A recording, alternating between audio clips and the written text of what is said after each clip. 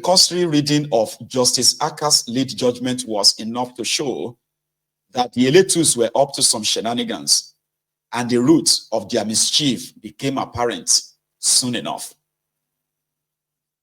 Upon studying the judgment itself, in the face of the intransigence of the Eletu family and their continuing refusal to respect the boundaries of the judgment that had been given in their favor, it became incumbent upon us to seek to speak with the Babalola firm and the Eletu family themselves.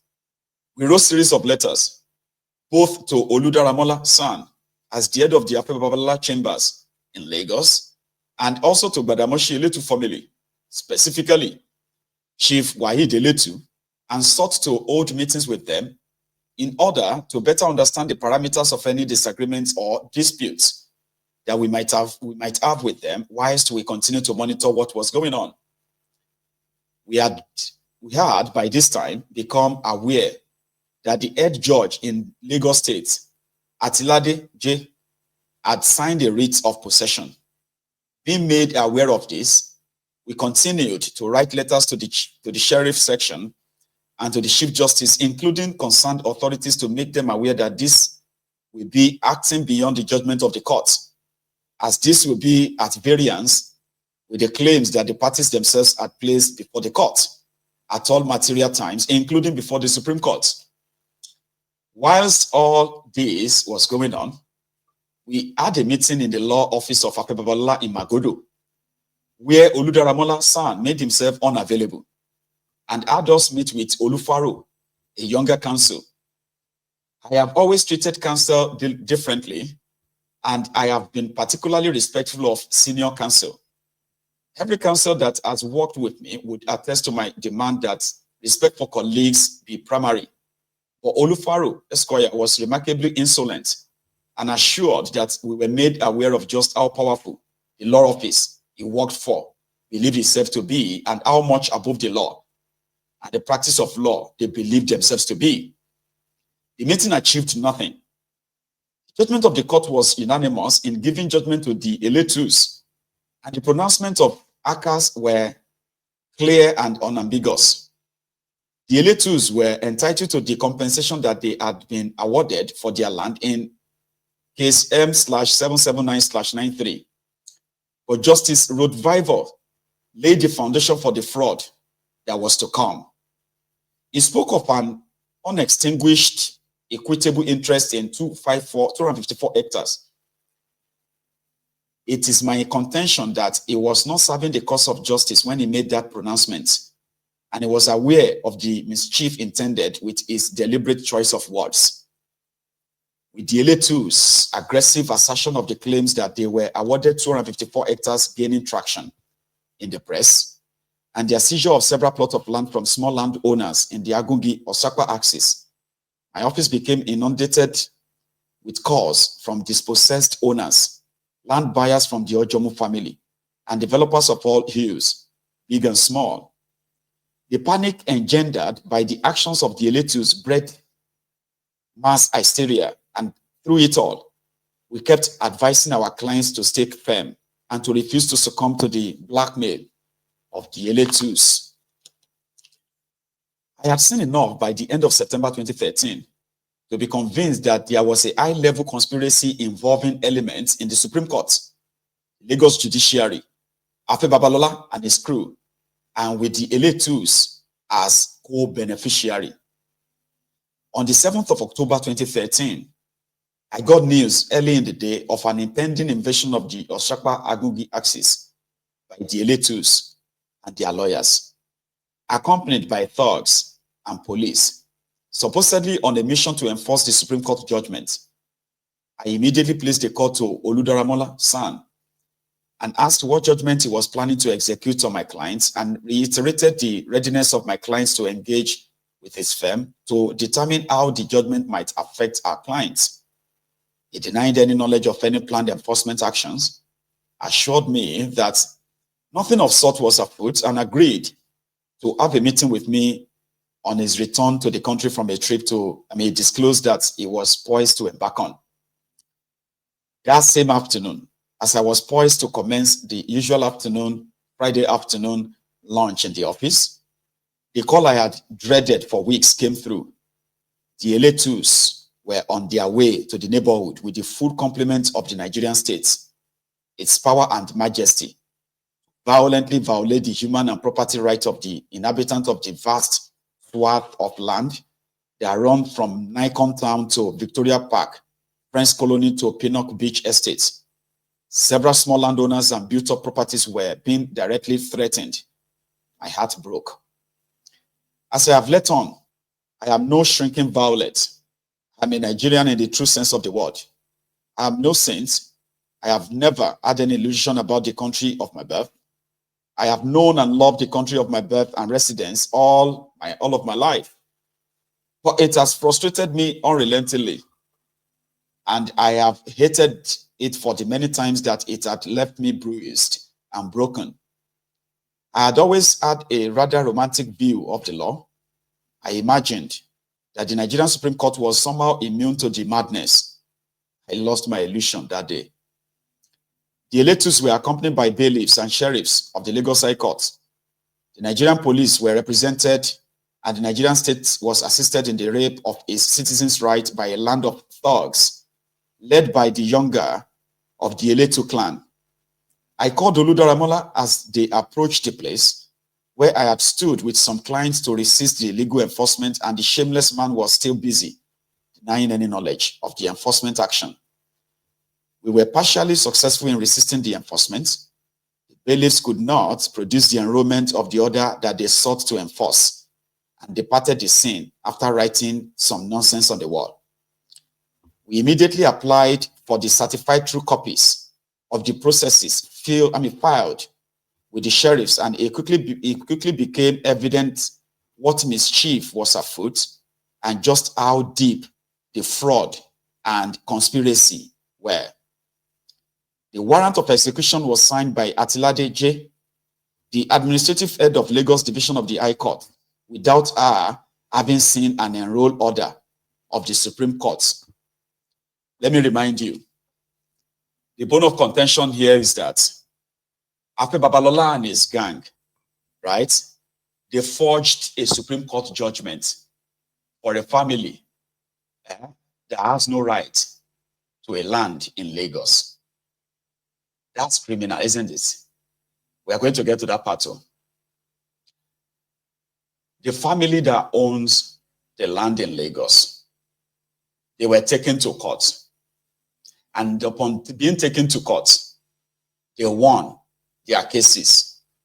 But surprisingly, when they got to the Supreme Court, which was when they hired Babalola, when they got to the Supreme Court, it was also pronounced that they did not have any right to the land. But somehow, they can take a certain number of the land as like sharing the land. Supreme Court decided to say, okay, we don't want you to come here empty-handed. Okay? These 254 hectares of land is not yours. But you know what? We'll give you 10 from that land. You can take 10.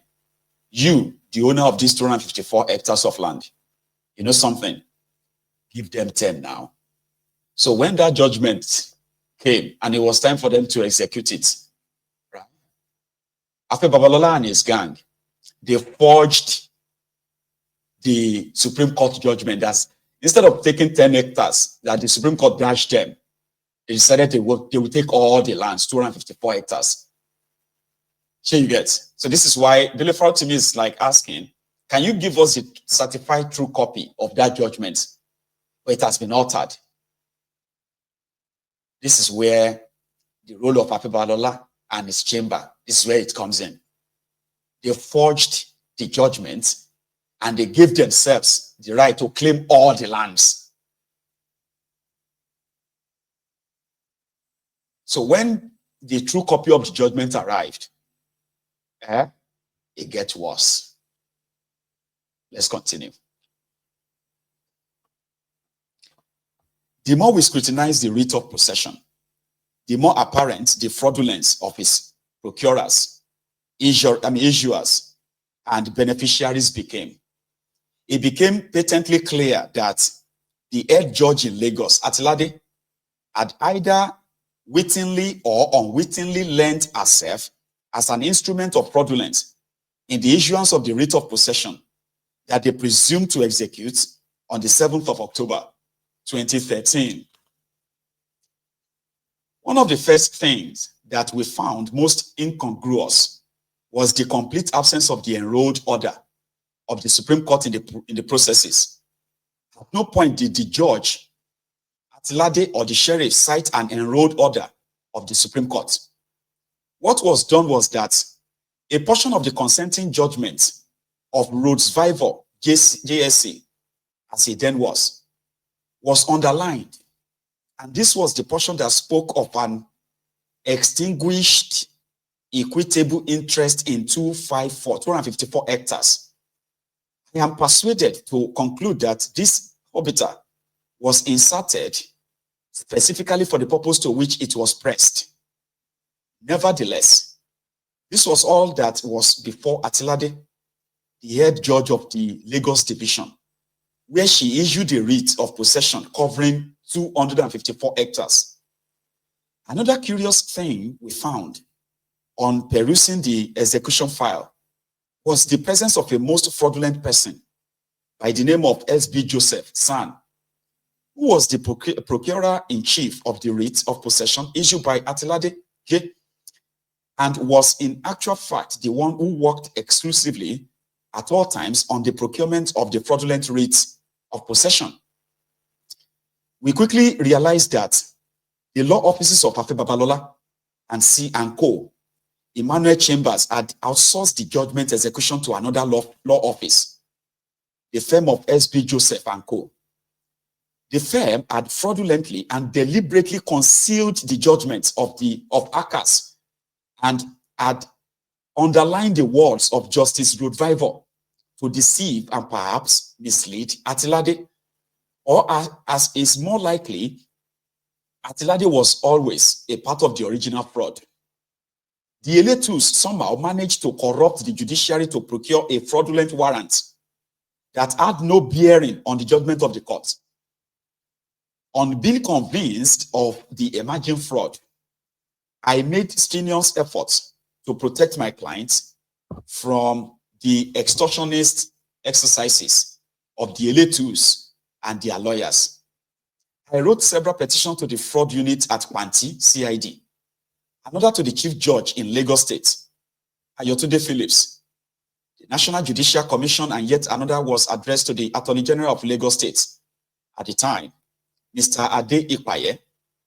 I also ensured that one went to the governor of the state, BRF, Fashola, who, being a lawyer, I imagined, would be better briefed to do the right thing related to the issue, given the likelihood of a breakdown of law and order, and in view of the fact that Dele too, in seeking to enforce the fraudulent warrant, had invaded multiple estates within the Lekki, Ajiran, or Sakwa axis, pursuant to the fraudulent writ of possession.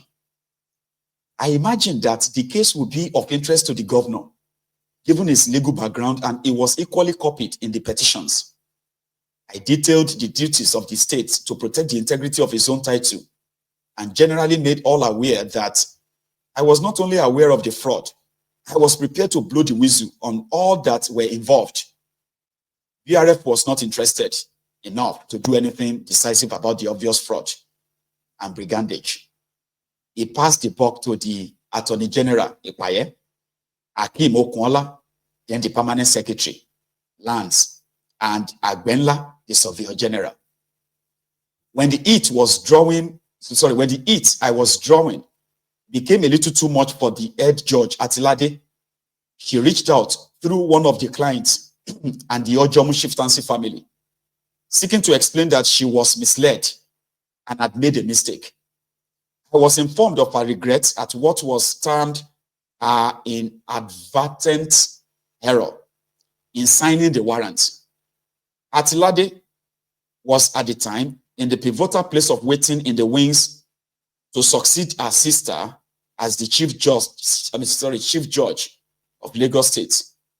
She was interested in doing everything she could to douse the fire that had been kindled by our participation in the issuance of the fraudulent writ of possession. She pleaded with them to appeal to me to bring a motion to quash the warrant that she had originally issued for the possession of 254 hectares. We prepared the motion to quash the warrant after sending same to our client for execution. The client returned to us, obviously, having coordinated with the judge who begged, saying that instead of the ground stated in our motion, which was for fraudulent misrepresentation, we should have it changed and request that it is quashed for documentary irregularity. The original motion prepared by my office was a motion on notice. We prepared this and readied our processes to be filed. Then word came to us via the Ojomus Palace. Atilade had asked that we file the motion ex parte. This was to avoid a lengthy delay. She assured our messengers to me, as having the motion paper served on Afe Babalola and Co., we only serve to prolong the resolution of the problems created, either by our corruption and or incompetence. My reasoned arguments against the ex parte motion were not countenanced by the clients. They all just wanted the mess over and done with. Multi-billion naira investments were being undermined by the situation, and several lives were being disrupted, they argued. In deference to the client's instruction and urging, and in clear refusal of our legal advice to the client, that the matter should not be withdrawn, but argued on its merit as being sought for fraudulent misrepresentation, we were prevailed upon to present a motion ex parte, asking for the warrant to be quashed on the ground of documentary irregularity, a euphemism for fraudulence. We followed the client's wishes in protest, but we were convinced that something wasn't quite right. Events were to prove us right.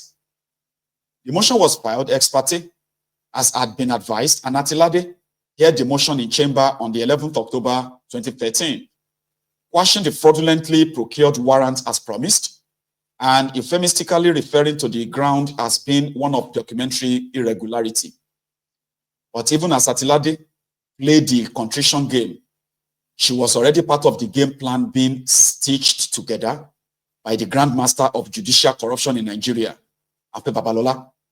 I have come to the conclusion that the required form of the application and our ruling were all part of the insidious plans of Afe Babalola, his band of crooked lawyers, and the coterie of crooked, incompetent justices of the Supreme Courts.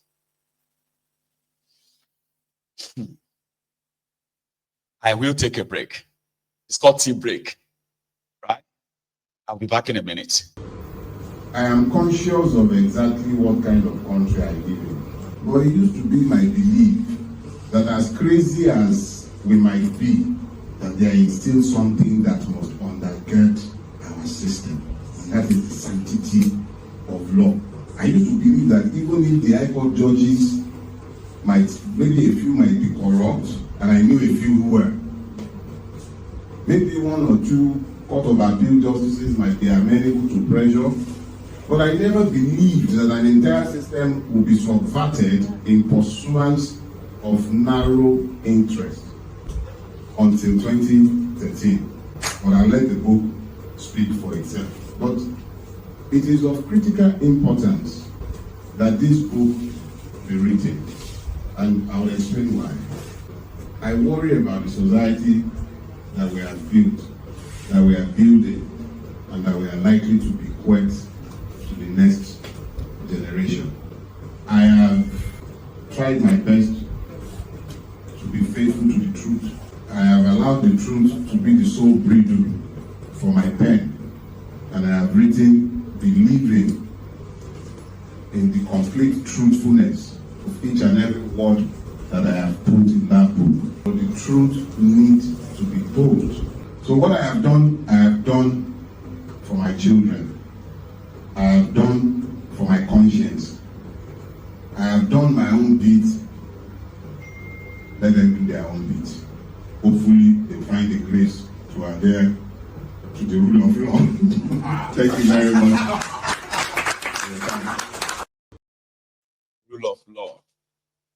full of money.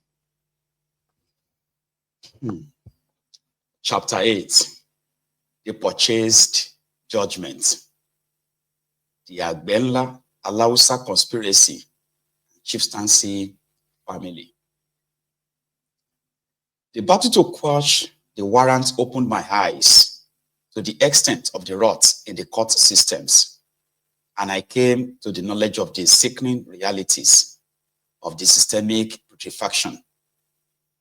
The Supreme Court's judgment was doctored by the Confederation of Lawyers in Afe Babalola's chamber and the law offices of S.B. Joseph and Co.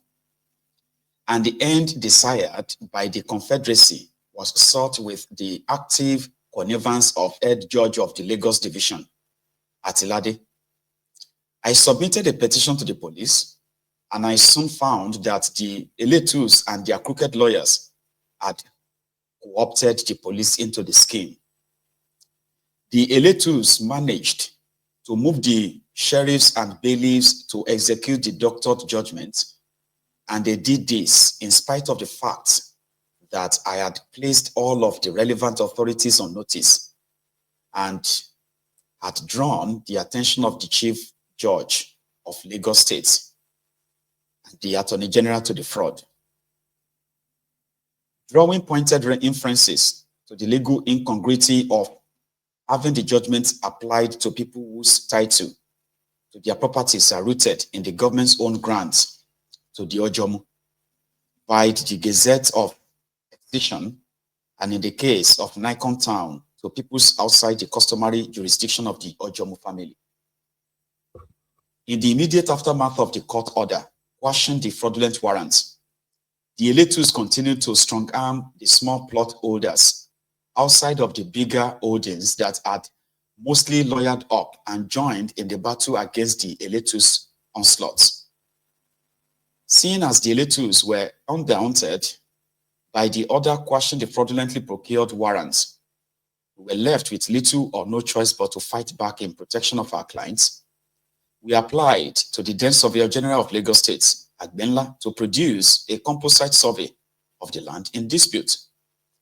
Agbenla was the Surveyor General of Lagos State at the time of the delivery of the Supreme Court judgment, and given the tip I had been offered by Mr. Osan Idemudia about the survey fraud in the Eletus deed of conveyance, I deemed the commission of the composite survey to be of extreme importance. But I had another reason for wanting the Surveyor General's composite, one that is rooted in the oral tradition of the Ojomo people, and of that of their neighbor to the east, the Elegushi. From the dawn of ages and from the oral account of the two traditional land-owning families, the Ojomu and the Elegushi have for generations considered the Mayegun Creek, now known as the Mayegun Canal, as their traditional boundary. The village of Osakpa, one of the Ojomu's villages, is to one side of the canal, and Igbokushu, one of the Legushi's villages, is on the other side of the canal. The Ojomu is the consenting authority for the Bale stool of Osakpa, and the Elegushi is the consenting authority for the stool of Igbokushu. Nikon Town is located inside Elegushi's Igbokushu village. I know this because I had worked for Basa and Partners and Oyekon Abdullahi.